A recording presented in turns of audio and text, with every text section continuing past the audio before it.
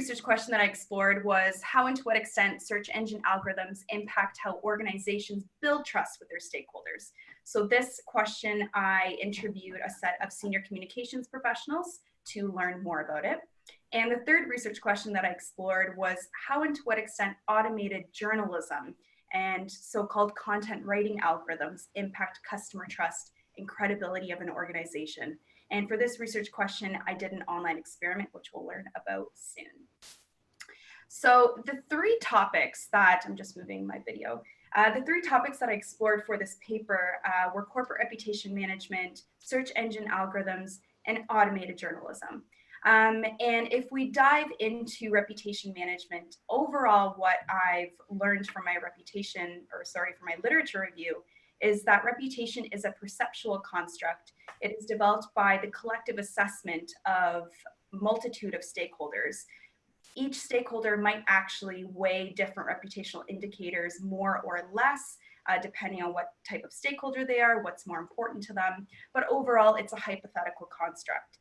And traditionally, reputation was built through the main media, so traditional media channels.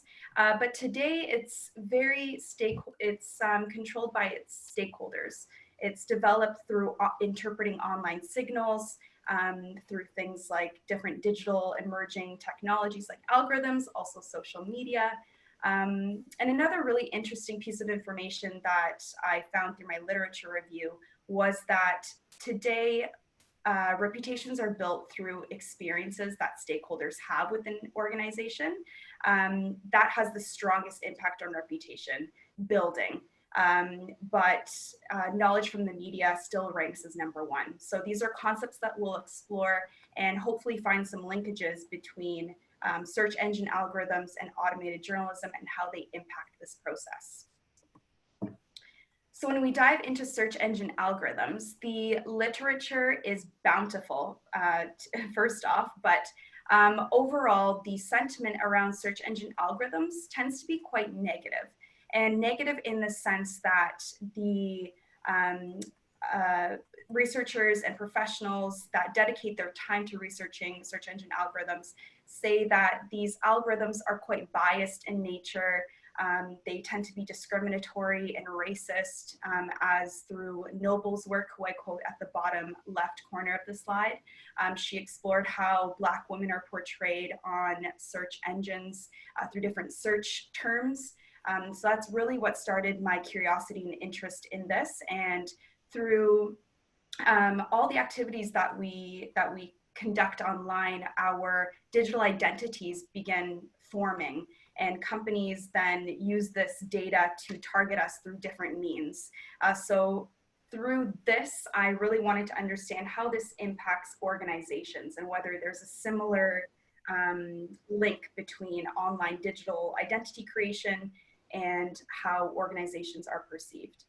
So the last bit of information that I want to share from my search engine algorithm literature review was search engine algorithms are actually one of the most trusted sources of information as per Edelman's 2020 Trust Barometer, and that follows right behind traditional media. And when users were asked whether they believe that search engines are fair and unbiased, 66% said that they think that the information they find on search engines are fair and unbiased. So that's quite substantial. So when we flip to automated journalism, all automated journalism is being able to transfer data into natural or narrative text. So automated journalism is an outgrowth of computational journalism, or a subsect of. And a lot of the literature that I read about automated journalism was about the impact on journalism itself and how it's impacting the industry.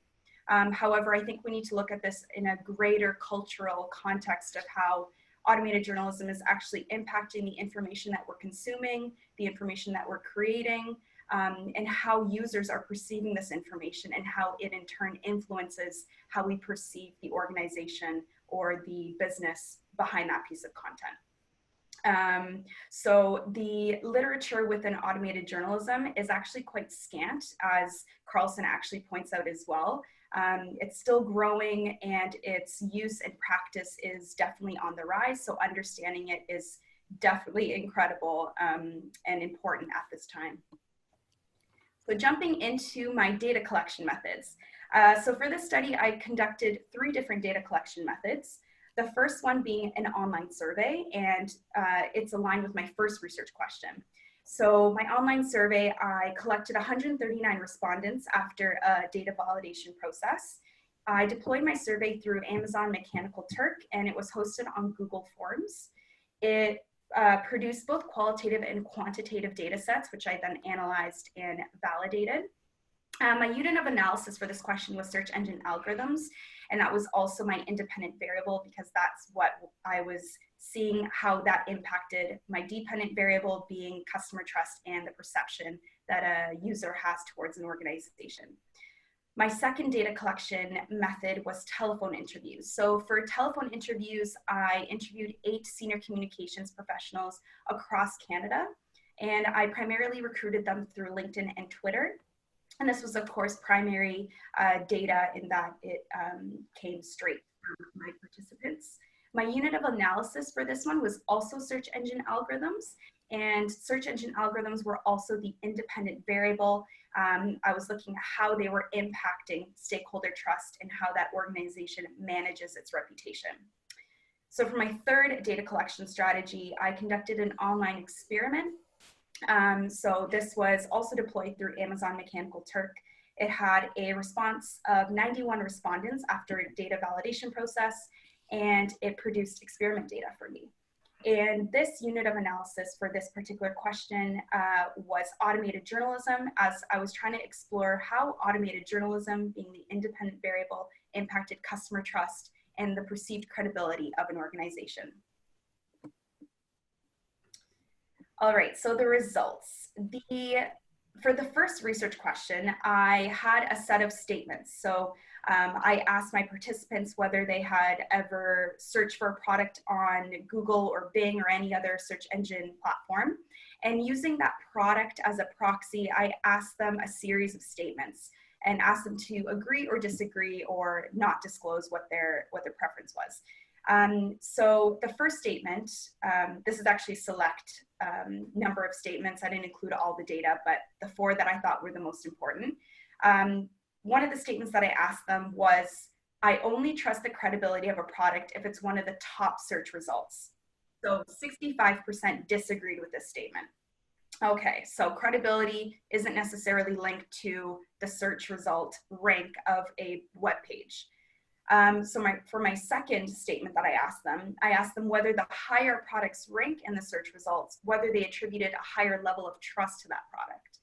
And 56% actually disagreed with this statement. Meanwhile, 43% agreed with this statement. So although the majority is in the disagreed category, there still is a relative relationship between a product's rank and the trust that a user attributes to that web page, wherever it's ranked in that web page or in that result page. So the third statement, I asked whether they believe that search engine results are trustworthy and credible sources of information. And an overwhelming 66% said that they agreed. In another statement that I didn't put up here, I asked whether they thought that search engines were unbiased and neutral, and I think it was about 22% or 22 to 30% agreed with the statement, whereas the majority disagreed with the statement. So although users don't find search engines unbiased and neutral, they still trust the information that they're getting. In the fourth statement, I asked whether the higher a product's rank, whether they attribute a higher reputation to the company selling that product. And 52% said that they disagreed, whereas 47% said that they agreed. So the delta between the two is about 5%. So that's quite significant in my eyes, showing me that there is a correlation between the search result rank of a web page and the reputation that the user will attribute to that organization. So for my second research question, this is where I interviewed senior communications professionals across Canada. I asked them a series of 6 questions, and these are the top answers across the top first 3. So when I asked them how they currently build trust with their stakeholders online, having a visible web and social media presence, as well as developing content that's reputable and consistent and credible were the top 2 responses. When I asked how their organizations manage their reputations online currently, majority, about 75%, said monitoring sentiment online. So things like through Talkwalker, Meltwater, monitoring forums like Glassdoor, understanding what the conversations are, as well as conducting stakeholder surveys. That was another major way of getting a pulse of what their reputational status is like.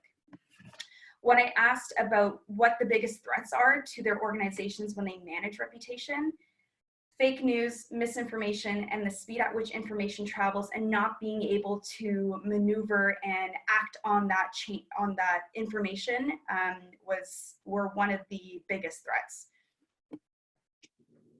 So if we jump to the 4th question, when I asked them about their familiarity level with search engine algorithms, majority were not very familiar and a few were familiar, and that's n=2 and the first one being n=6.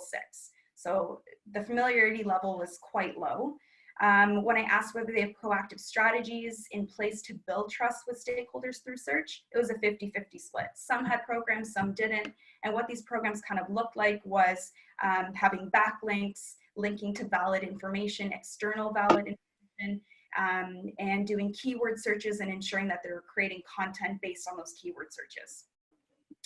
And the last question, I asked them whether they saw search engines as more of a threat or opportunity to building trust. And again, the responses were split down the middle.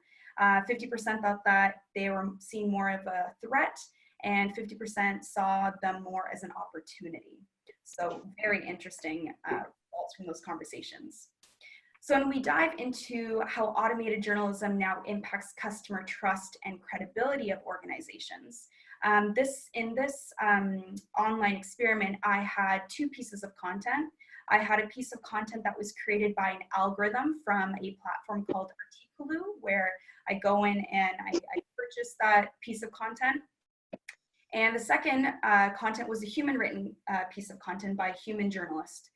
And so I had them side by side. They were both about Nike, and had them side by side, and I asked my participants to evaluate the pieces of content, evaluate 4 questions based on this content. So in regards to the first question, I asked which of the 2 exhibits did my participants perceive as more credible? And majority actually found the human written content as more credible.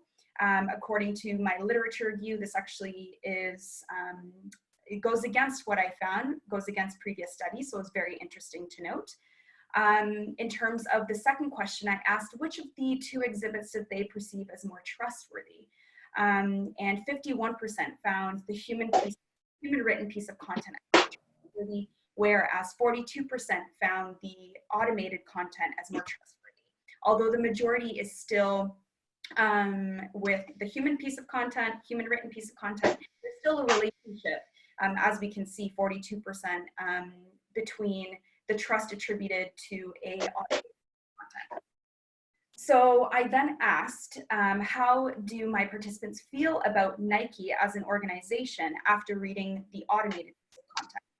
And here I've just circled the areas to focus your attention on, is that 30% actually found that Nike was reputable after reading the automated piece of content, whereas their credibility was lower than that found in the human written piece of content.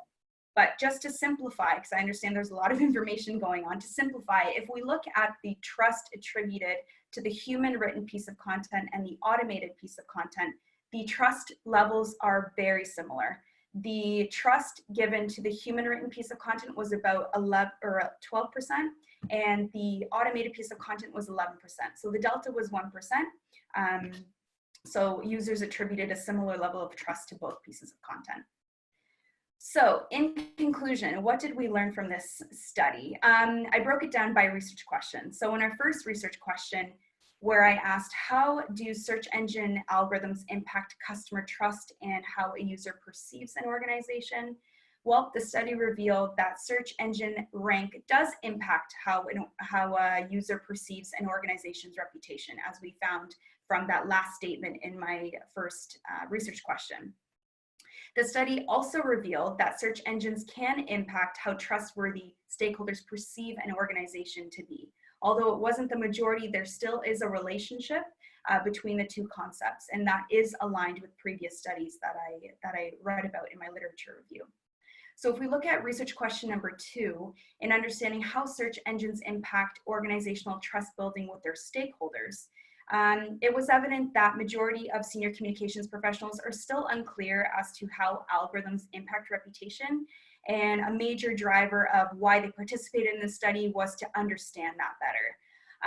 So even though they didn't understand the link directly, half of them still had some kind of program or initiative in place to build trust with stakeholders through search.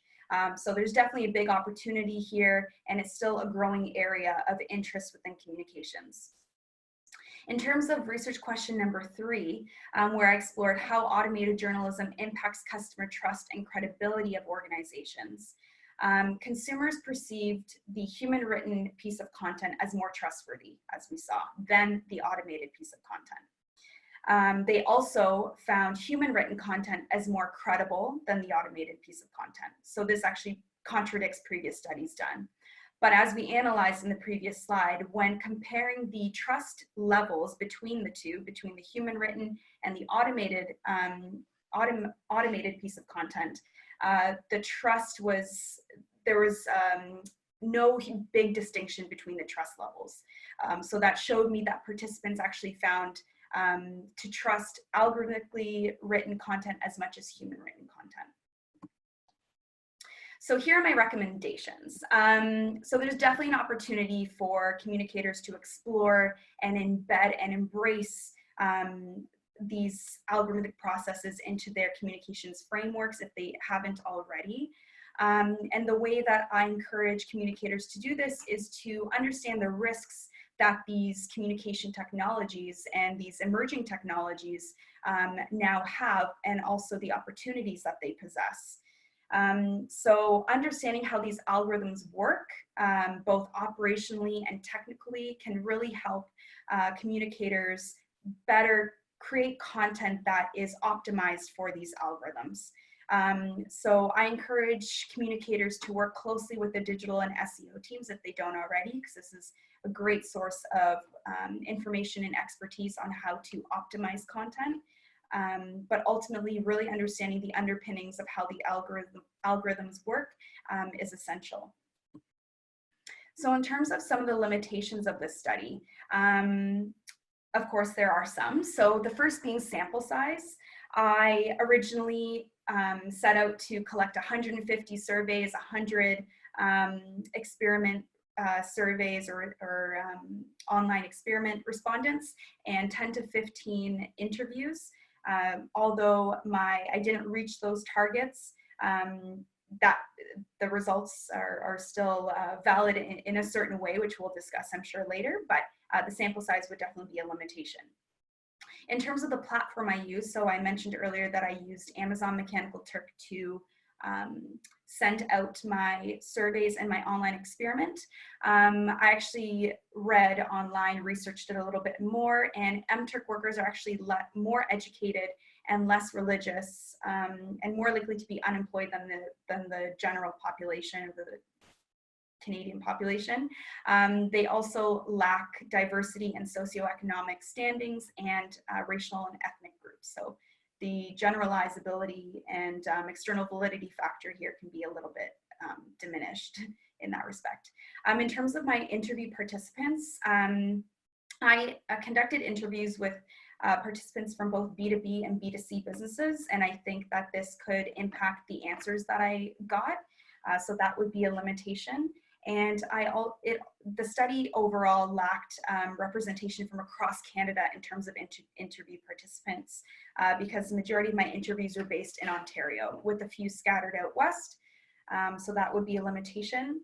I put replicability here because the service that I use, the platform Artikulu, to create a piece of automated or generated content by an algorithm, you would put in whatever words or topics that you want the algorithm to write about. But in my testing phase, I noticed that when I was putting in the same words, different content would be developed. So the replicability from that angle could be a limitation to future studies that are conducting the same parameters.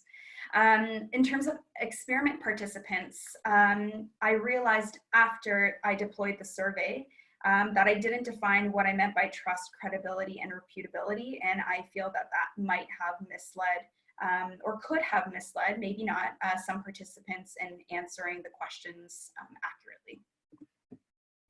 So in terms of future research, so if there's any MCM 12s or 13s, or maybe just 12s on this call, there are definitely some areas to explore in the future. So some being exploring other product ranking platforms, things like Amazon or Yelp, or in a study I read, things like TripAdvisor, and also social media algorithms and how they impact reputation management. I feel like that would be a very interesting direction to go. Also understanding the relationship between credible content and reputation. I kind of touched it, skimmed the concept, but I feel a deeper dive on this would be very beneficial. Also understanding the impact of algorithms on cognitive and affective drivers. I don't exactly know how you would measure it, but I feel like that would be very interesting and an important study to conduct as well. And also being able to evaluate the perceptions from a variety of different stakeholder groups. This study predominantly for the survey and the online experiment focused on consumers, but I feel employees, shareholders, or communities, specific communities would also be very interesting. And as I mentioned in my limitations, either focusing on B2B or B2C could also be a direction to go, because you could get differences between the two types of businesses. And that brings me to the end. Thank you. Wow. Congratulations. Thank you. Philip, you're up. Hello, Philip. You have to unmute, Philip. Guess not. Okay, well. Can you hear me now? Yep, perfect. Thank you. All right. Well, the floor goes to Professor Michael Reith to have a chance to talk a little bit about his reaction and to this really interesting study. I have to unmute you. Are you unmuted now? Now I am. Yeah, you had us. Okay. Great. Thank you. Sorry. No worries. No worries. Good classroom control. Pauline, good morning. Hi, good morning. Good morning, everybody else. Good to see you all here. Congratulations. Thank you.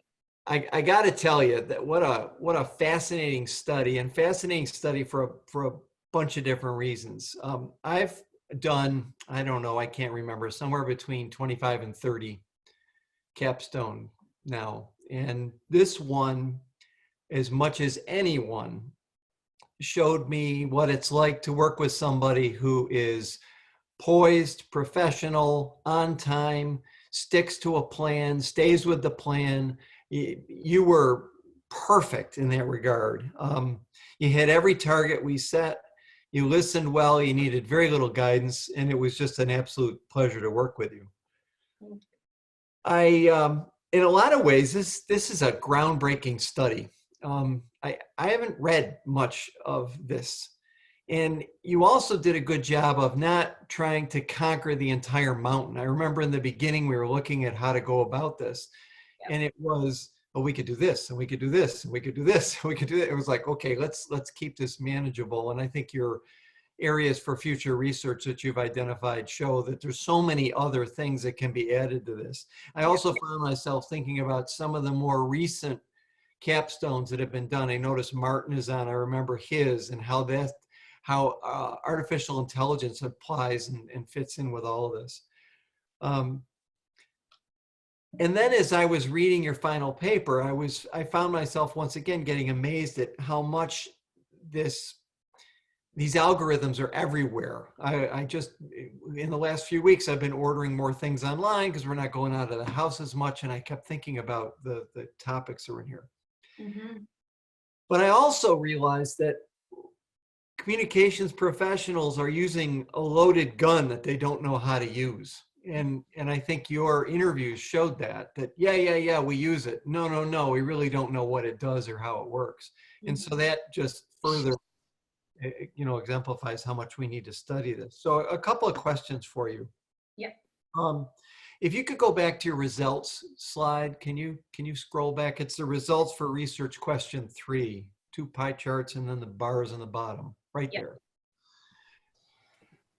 Recall that on the automated content, the thing that stuck out the most was how reputable it was considered compared.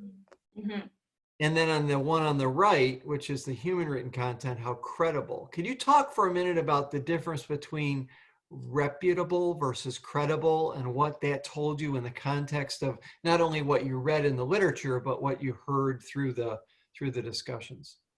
Yeah, so in terms of the reputability, so if we look at the automated content, I had a section where I just had free text and I said, you can write about anything you want to add to my participants, go wild.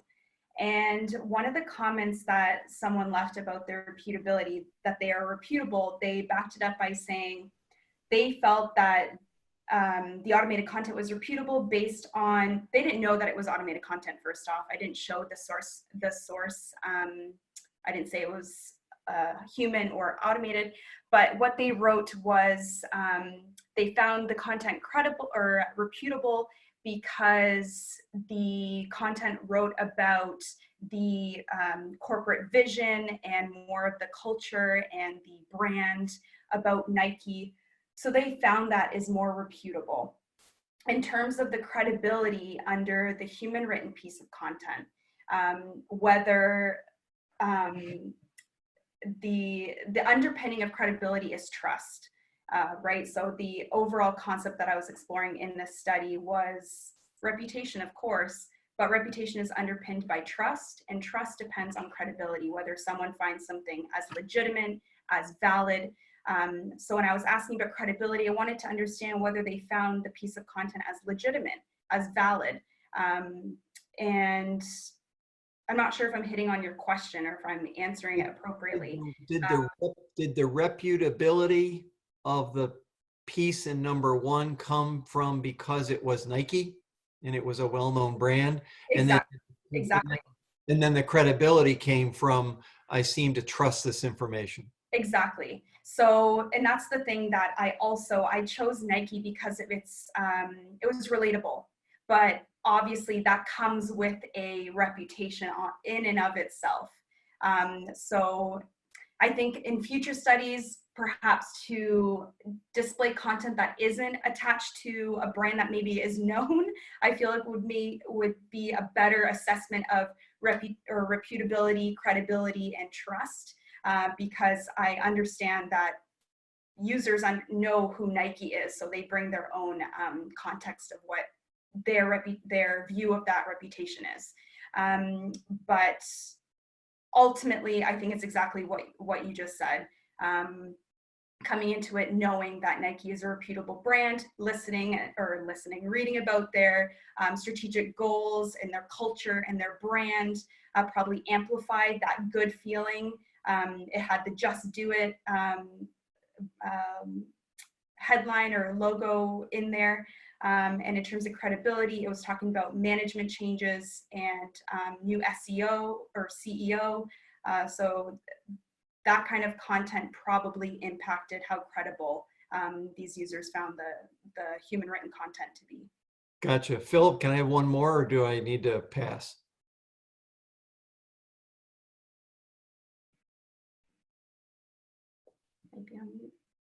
You're on mute, Philip. Yes, you have. Yes, please. Okay. So if I could do one more and then we'll pass it around a little bit. Maybe a bit of a loaded question because I'm going to try and pack it into one, Pauline. So if these algorithms work, right, to some degree, they work, they attract us in, they have us make decisions based on them. Mm-hmm. Are they best if we don't even know they're there? In other words, is it better that they are there behind the scenes? I know Martin's smiling as I'm saying this because this is a topic he's interested in. And then secondly, related to that, should there be regulation? I took you off in a left field, but I'm just curious what you think about that based on this study. I think we definitely need to recognize that algorithms are acting and working for us in these mysterious ways. They, in my opinion, should not be black box. We should have an understanding of what how these algorithms are built. So no to your first question. I think that we need to know that these algorithms are acting because they're actually shaping a lot of the, they're shaping culture as much, they're shaping meaning, they're recreating meaning, they're helping us interpret and make decisions in a certain way. They're representing certain ethnic groups or racial groups in a certain way. They're discriminating against other populace and other groups. So I think that from a justice standpoint, from a social standpoint, from a communicative standpoint, we do need to understand what these algorithms encapsulate and what they mean and what it means for us as we advance further in society. And in terms of regulation, there was a lot of discussion about this. I read law papers. I read one of the prominent voices in algorithmic research is Frank Pascal. He is a huge advocate of algorithmic transparency and that we need to understand the underpinnings of these algorithms because they're influencing so much in our lives. So I would say, that this is becoming, an ethical question now, whether we regulate algorithms. I feel like we should to a certain extent. What that extent looks like, I'll let you know in part 2 of this research study. What? What? Wow, Do you have news to share? We'll see. We'll see. Thank you. I've got more, but let's move it around. Well, first of all, congratulations. This is a fascinating research study that I think at the end of it, you realized it raises more questions than it answers. Yeah. And that's okay. There's nothing wrong with that. And when we do this kind of research, the couple things I like about this off the bat is the pure example of triangulation of data, right? 3 different means of being able to attack these research questions through survey, through in-depth, and then through experimental design. So that's a perfect example. So those that are watching and are looking at ways that we do this, the purpose of triangulation is, do we have something here, right? Do we really have, and we see through these results that there is something there, but we need to do more. And, we have to remember that this is still a master's level research study. If this was a PhD, which I hear some hinting towards, there's questions that I would ask you about the experimentation, because I think that becomes, I think the online platforms to allow us to do experimentation make it a little bit too easy, I think, and I don't think we really fully understand what it is that we're trying to, in fact, understand. Some of the things that Michael talked about, is Nike the right company to use as this example? Right. How could we ensure that we have taken out people's preconceived notions of Nike beforehand so that we have true sort of virgin perspectives of Nike and through the human and the automated content, right? So we're not controlling for people's perceptions of Nike as well. Right. The other thing, what I do see is that we don't have a control group, right? In a pure experiment, we would want to have a control group to be able to make sure that we're testing both the automated and human communications aside from that. So I think if you're looking at moving forward with this type of research, then you would in a PhD program take courses on experimental design and how to look at this as well. And I think even some of your survey, so can you go back to your results for your survey? Yeah. Keep going. Yep.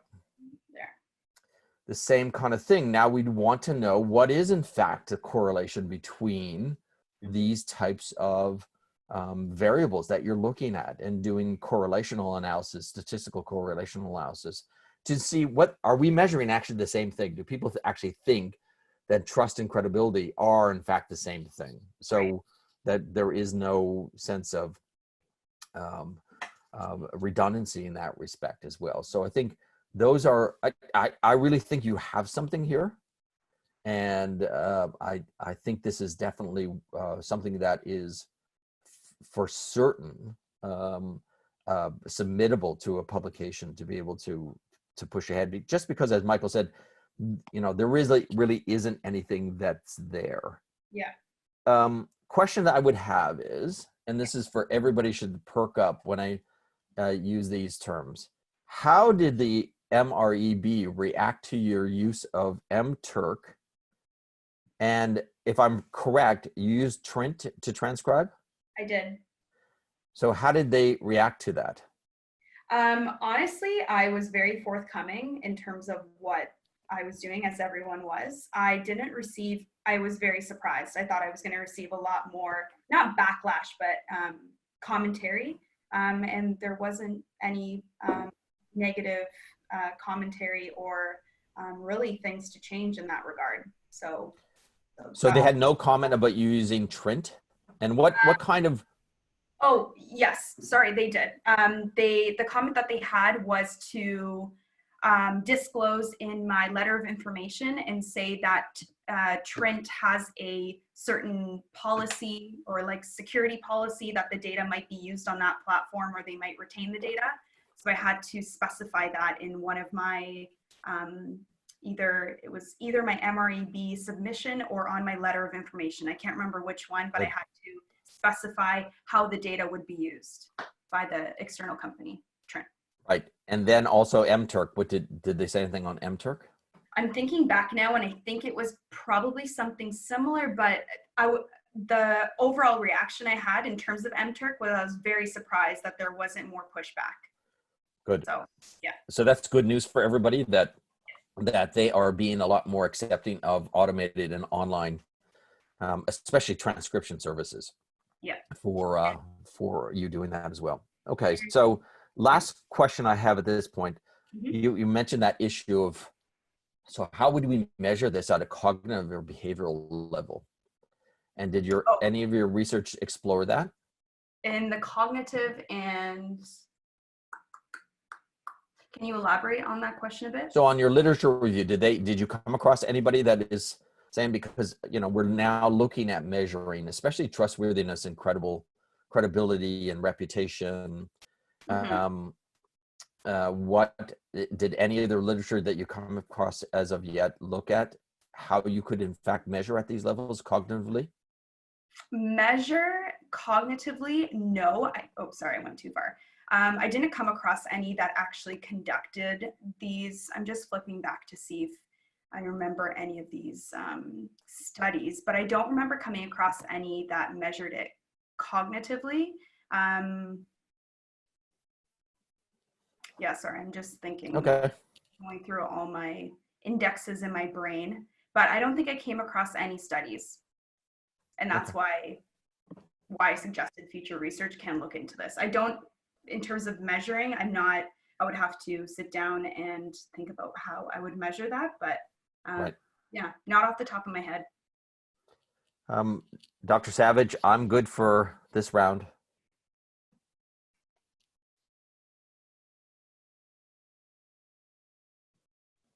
Do I have to unmute everybody all the time?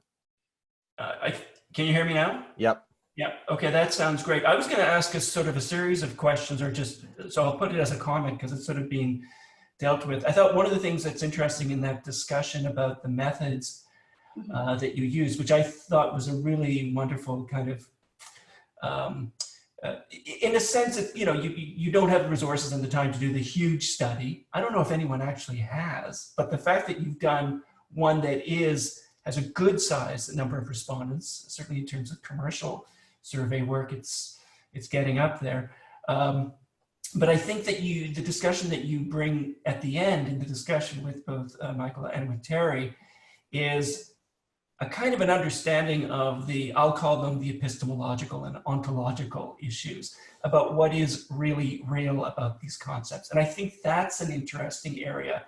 So I'll say that to add to that, if you go on to do further research, either academic or applied within your field, I think that you have a really good sense of discussing this and taking it a little further. And I think there is a kind of an ethical aspect that is really interesting, because I get a sense from the research that you've done and the way in which you've compiled the results that you're getting a pretty good understanding of it.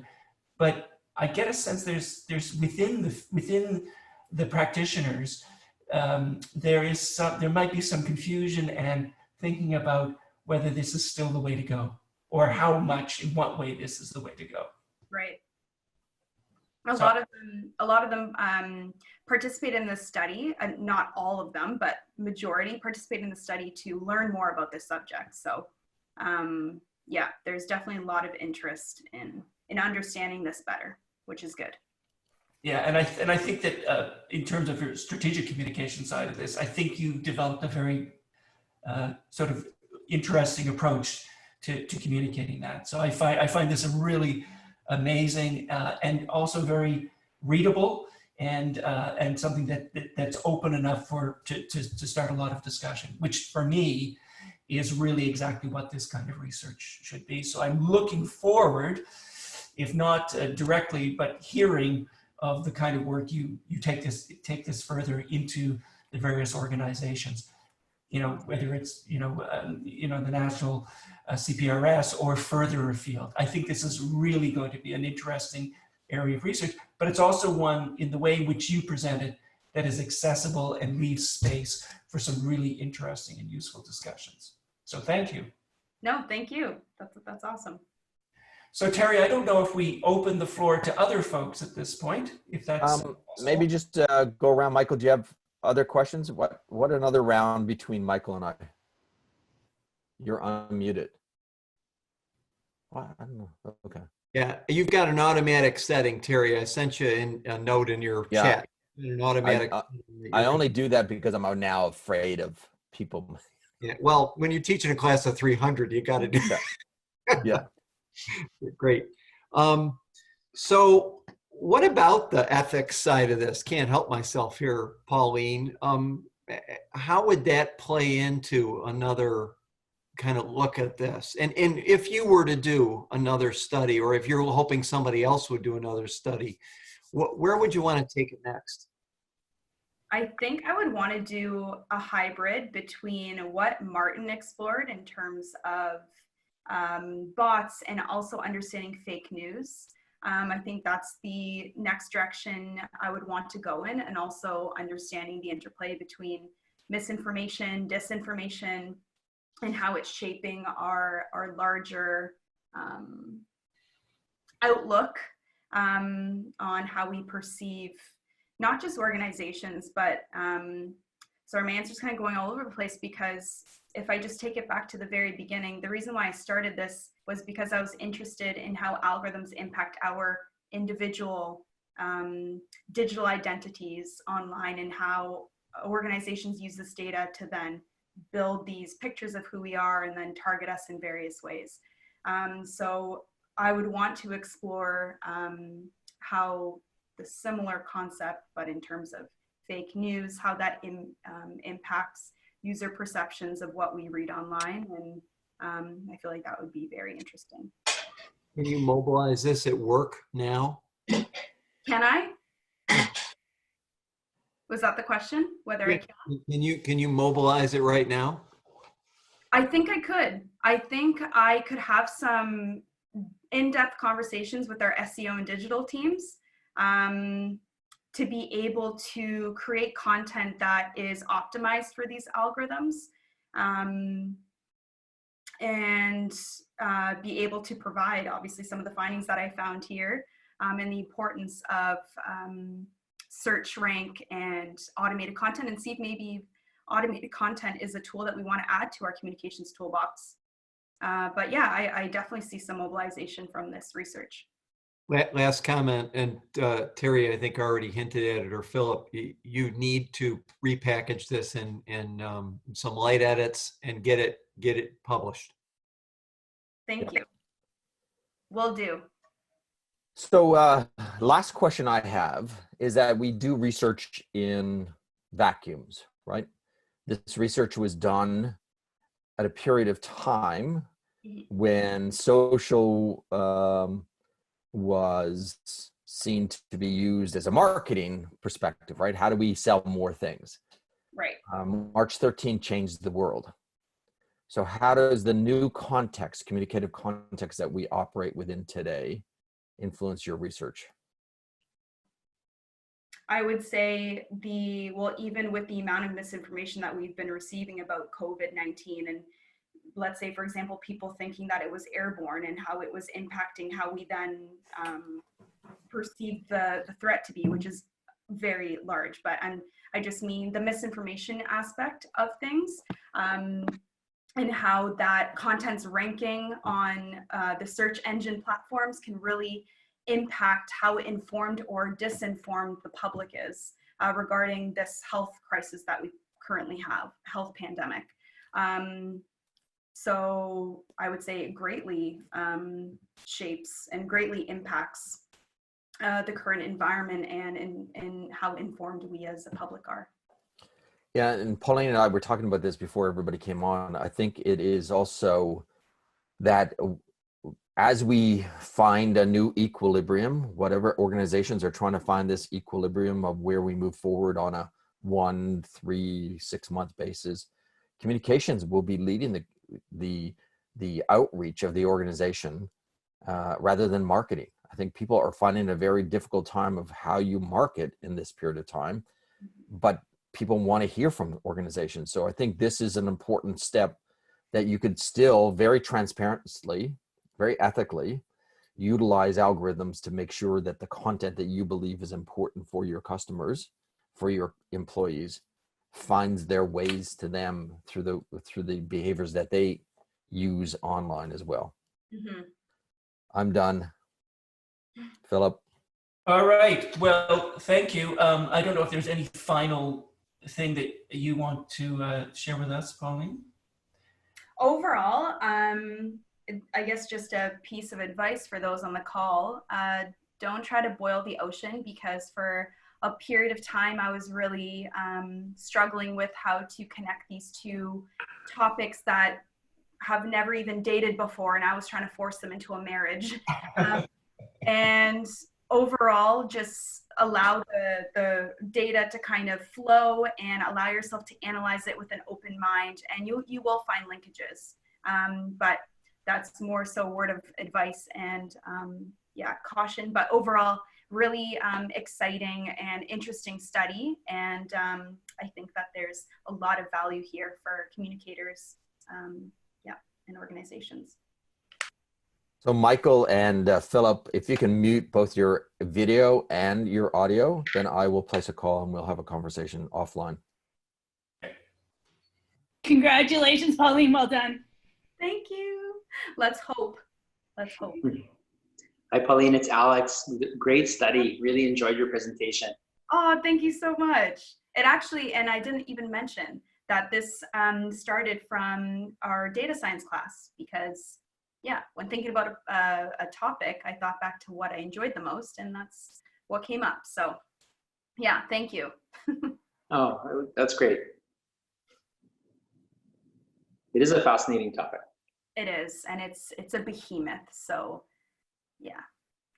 it was very overwhelming in the beginning, but it slowly comes together. Don't talk badly about us. All the bad things. We are all back. We are all back. Michael.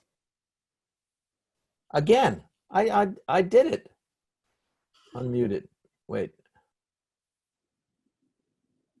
There we go. Philip.